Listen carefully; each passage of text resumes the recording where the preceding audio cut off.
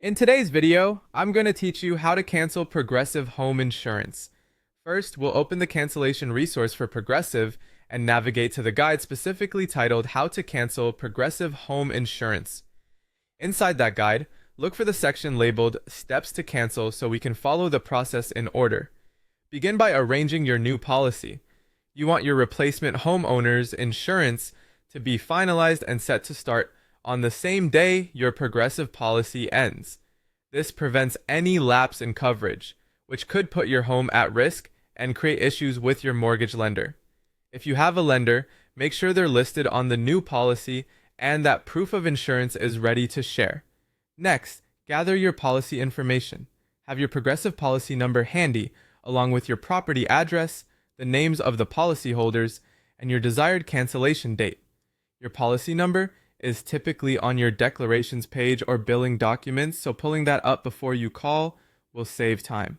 Now contact Progressive to request cancellation. Reach their homeowners, policy customer service, and let them know you want to cancel your home insurance. Clearly state the policy number and the exact date you want the cancellation to take effect, ideally aligning with the start date of your new coverage.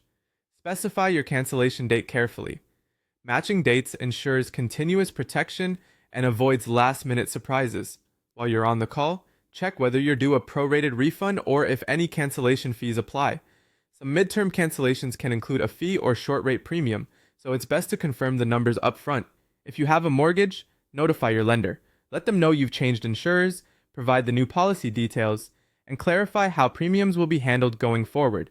This is especially important if your homeowner's insurance is paid through escrow, since refunds may go either to you or back into the escrow account. Ask your lender to adjust your next payment cycle if needed. Be sure to obtain written confirmation of the cancellation.